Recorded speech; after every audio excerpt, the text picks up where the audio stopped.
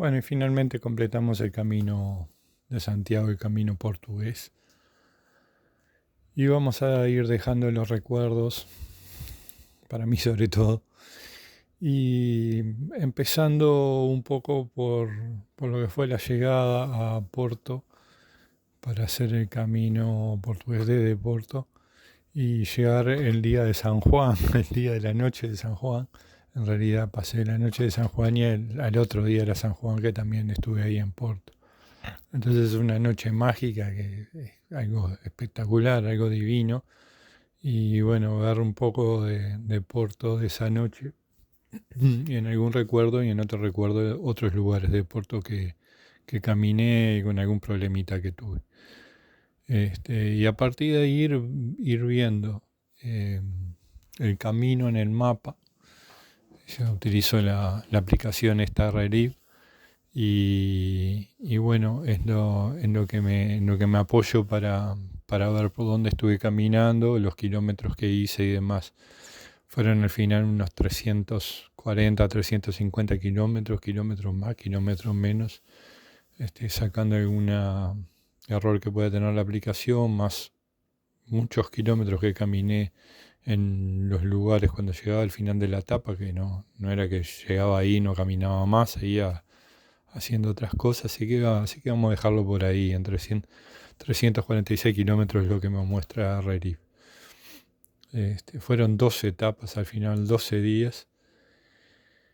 Y bueno, empezar a dejar estos mapas que son los que nos dan una idea más o menos de lo que fue la caminata, lo que fue, por qué lugares pasé, cómo caminé, cuándo fui por la costa, cuándo no.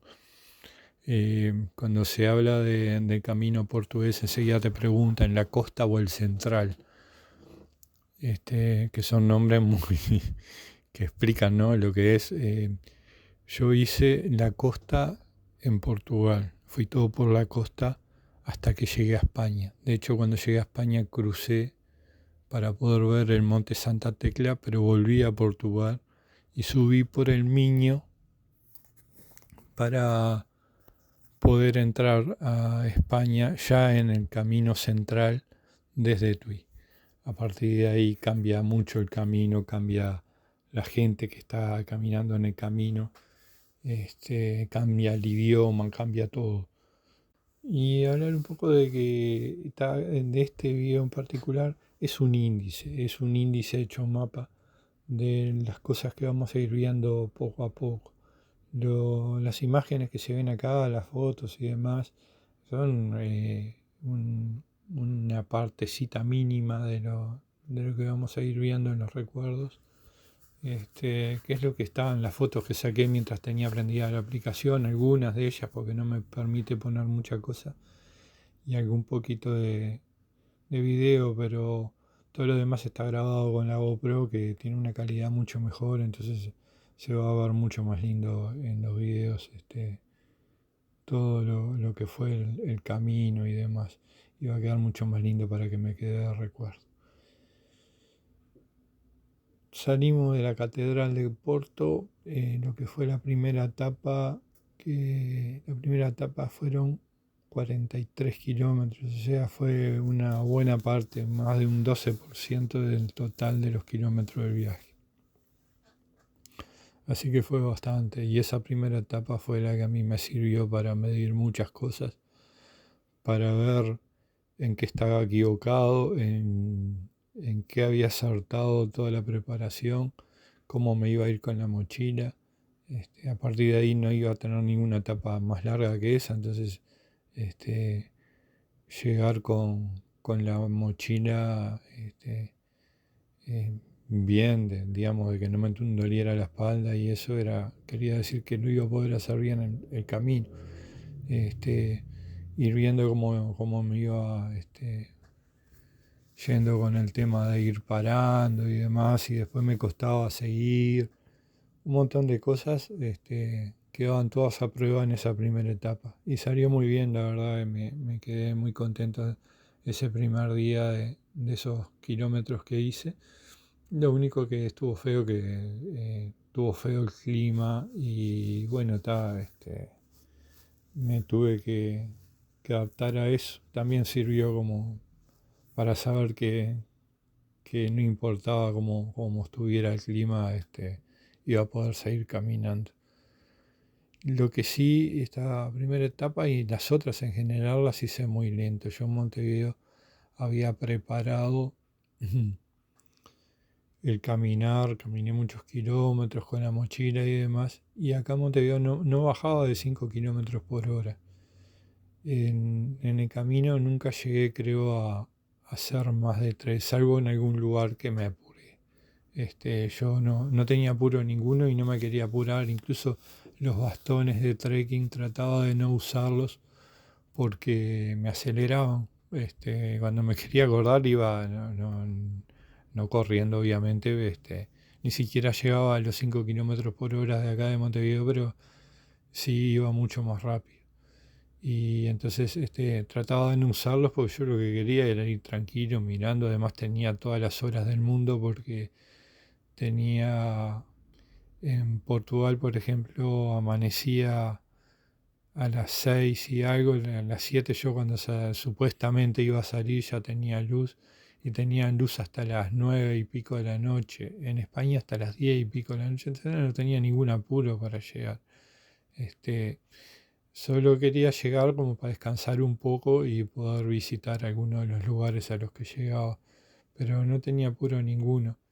Y entonces se notaba que iba caminando más despacio. Además paraba a comer, paraba cuando estaba cansado, aunque no lo hice demasiadas veces, caminé bastante, o sea, de una, no paré demasiado. Pero en algunos momentos que me vi muy cansado, paré a comer algo cuando veía algún bar o eso, y ya aprovechaba el baño y demás.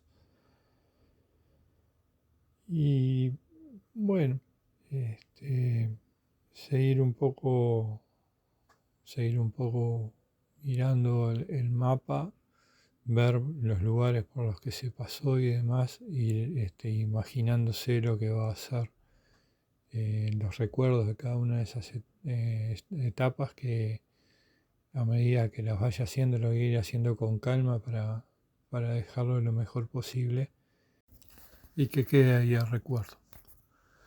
Volviendo a lo que es la ruta, lo que fue la ruta que seguí yo, el camino que hice, el camino que quise hacer, no es lo más común. Lo más común es que hagan o la costa o el central, no hacer los dos. En general, hoy en día se está haciendo más que nada cuando haces la costa desde Puerto como salí yo o mismo arrancando en España, ya se sale desde la frontera ahí donde crucé para ver en Santa Tecla, en Aguarda o en Oia o mismo llegando a Vigo, que es la ciudad más grande ahí de esa parte. Se estila seguir todo por la costa. La costa ahí en España es más rocosa y demás. Gana más altura y es diferente a la parte de Portugal. Es lo más común. eh, para los que salen, para los españoles que suelen salir de España y no salen de su país, generalmente si no arrancan ahí, arrancan en Tui, que es por donde entré yo finalmente a España, y hacen lo que sería el camino central.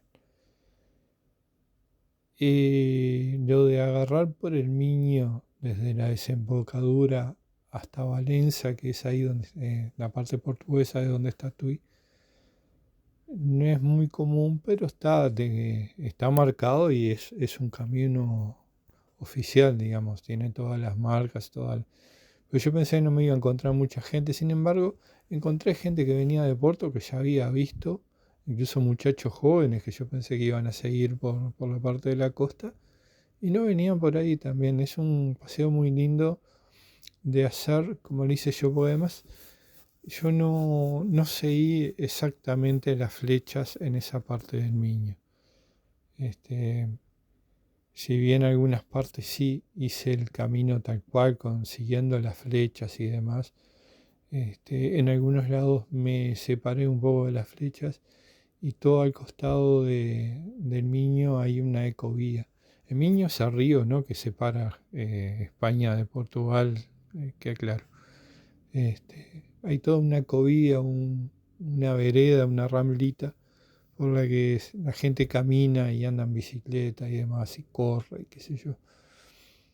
Eso queda, digamos que separado del resto de los pueblitos que se van atravesando por la vía del tren. Entonces a veces hay que hacer kilómetros para poder cruzar de un lado para el otro. Entonces o vas por la ecovía o vas por las flechas. Las flechas van más del lado de los cerritos y eso, ya levantando un poco de altura, en esa parte del mí. Y en algunos lados yo hice eso, separarme de las flechas, donde me parecía que ganaba en vista, ganaba en hacer un recorrido que fuera más lindo o que tuviera incluso más sentido en algunos casos.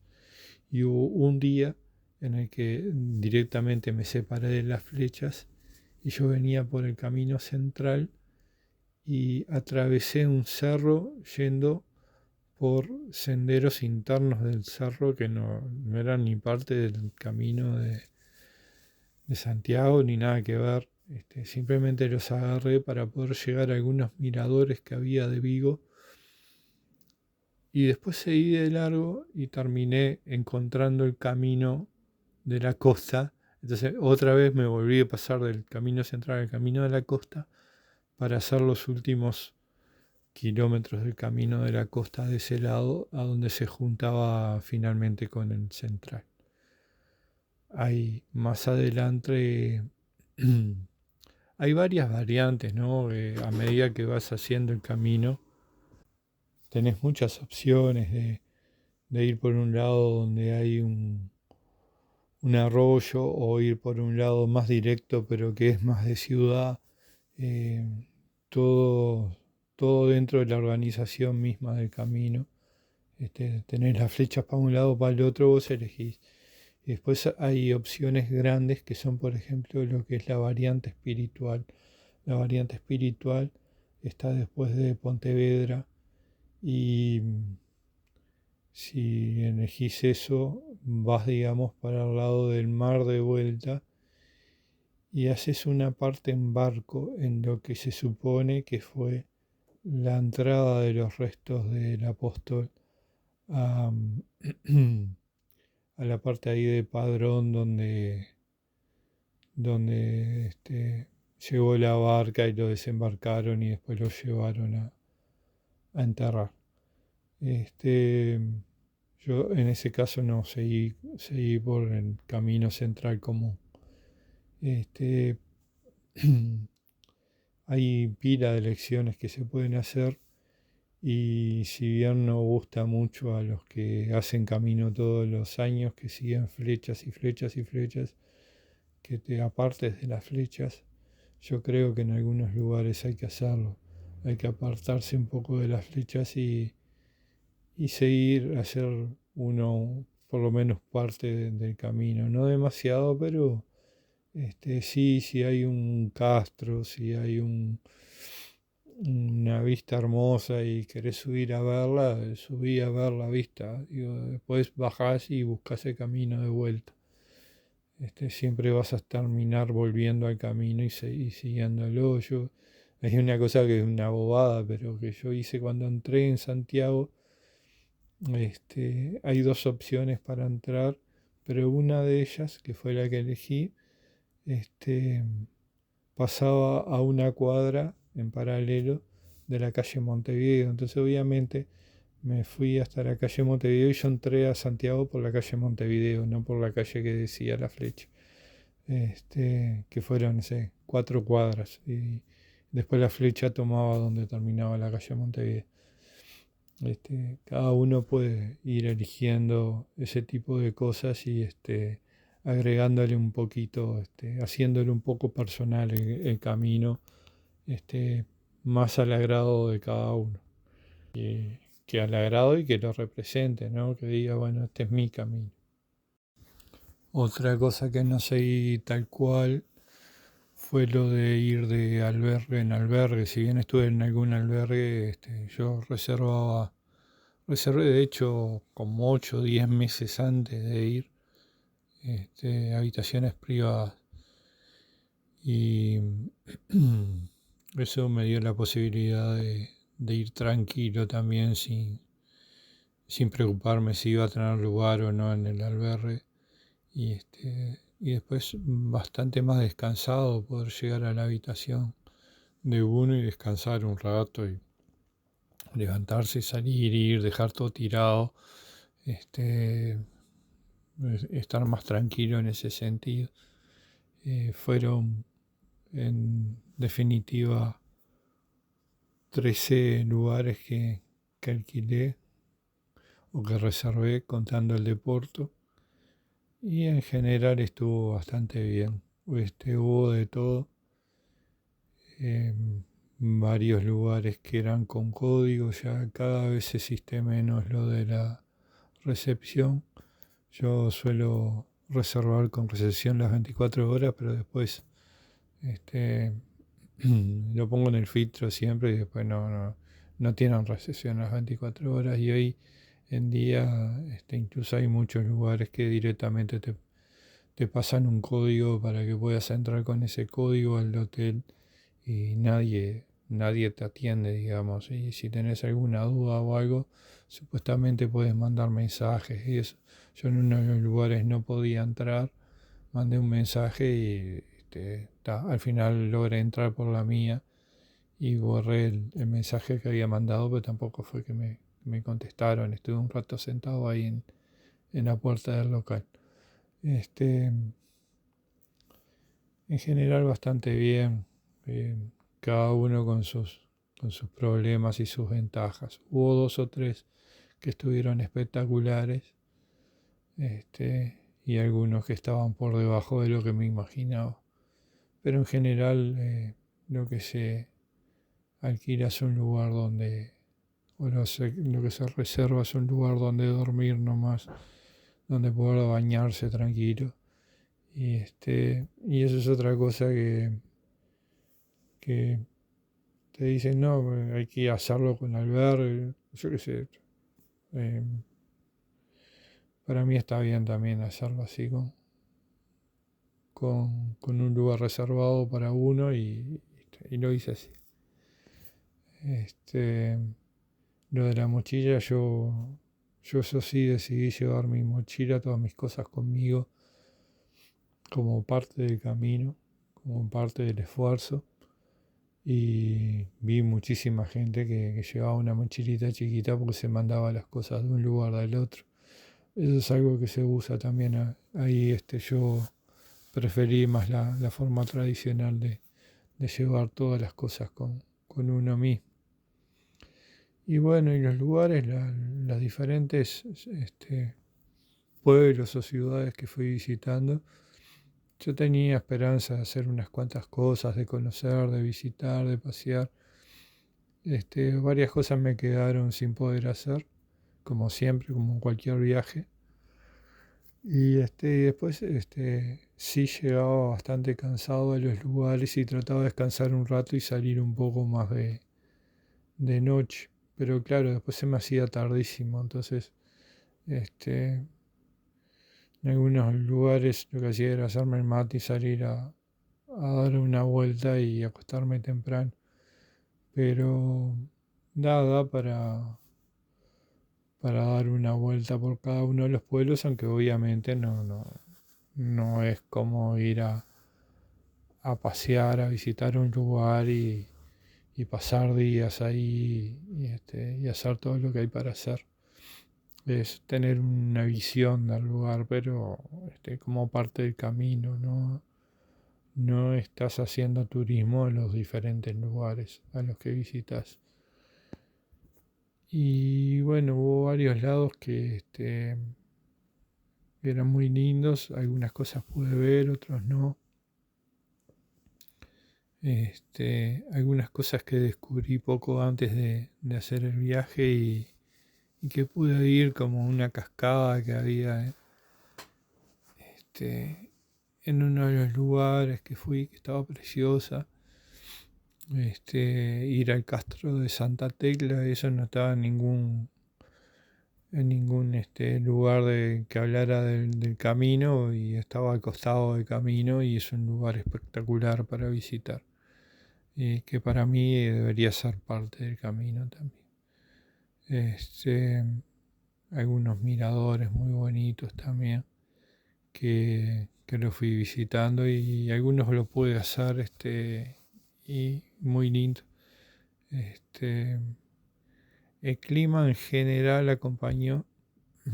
Hubo el primer día que me llovió y hubo otro día que medio llovió también. Y hubo cosas sin tanta importancia, yo sé. Hay una especie de fuente vertical en Valencia y Valencia Dominio, antes de entrar definitivamente a España, que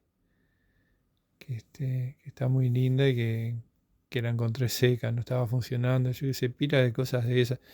Eh, Vilanova de Cerreira para mí eran unos pueblos que quería conocer porque había visto muchos videos y es un lugar precioso, pero yo no lo pude disfrutar mucho, incluso cuando fui a salir de noche del lugar donde me estaba quedando me dijeron que ellos cerraban a las 9, que me dejaban la puerta abierta, pero que tenía que cerrar después. Entonces ya no lo pude recorrer tan cómodo. Y tiene un fuerte o un castillito habitado por dentro, que cuando fui estaba cerrado, estaba la puerta cerrada, no sé, no pude entrar, no pude ver esa parte. Y así muchas cosas que estaban cerradas en las iglesias, la mayoría cerradas, que a mí me gusta mucho entrar en las iglesias, tanto por el arte como por la arquitectura de la iglesia, y que además es parte del camino, ¿no? Es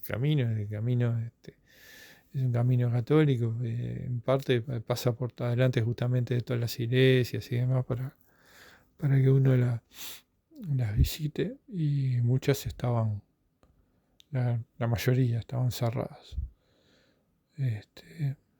El tema, bueno, de los sellos, de ir cerrando, de ir sellando, y eso es más un juego que otra cosa.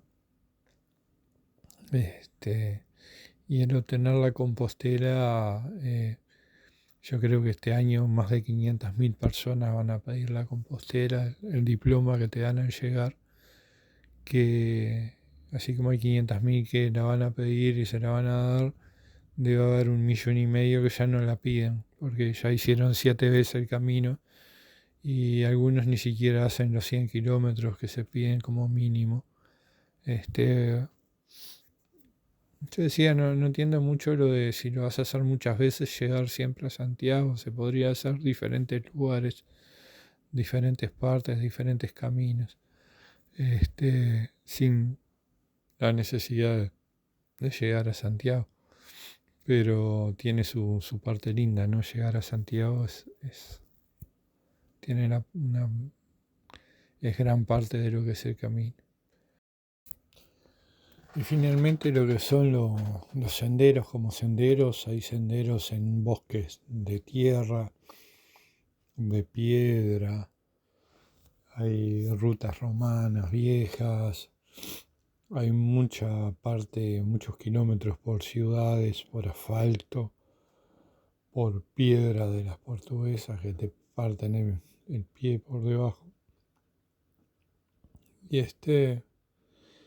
y en definitiva no sé qué porcentaje, pero hay un buen porcentaje que es lindo para hacer, em, con bosques, o por lugares lindos para pasar, y un buen porcentaje que capaz que es la mitad de caminar por ciudad, de caminar por asfalto, de lugares que ya no son tan lindos.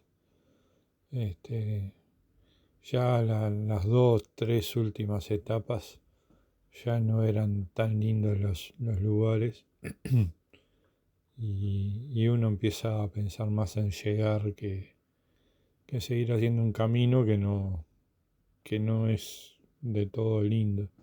Tiene sí sus lugares espectaculares, pero no siempre, no todo es una belleza. Y eh, es un privilegio hacer esto, una belleza, una alegría bárbara. Y da para hacerlo así como lo hacen los que pueden, los que viven en Europa, que lo hacen 18 veces. Y sobre todo siendo más joven, ¿no? Porque uno, siendo más joven, además, es más lo que se conoce gente, otras culturas, todo lo que brinda el camino para, para compartir y para conocer, para aprender. Este, es mucho más que un sendero, mucho más que un paseo. Este, es algo espectacular que vamos a ir viendo poquito a poquito en los próximos meses, porque el primer video, el primer recuerdo lo voy a estar haciendo recién como dentro de un mes y de a poco voy a ir pasando las diferentes etapas.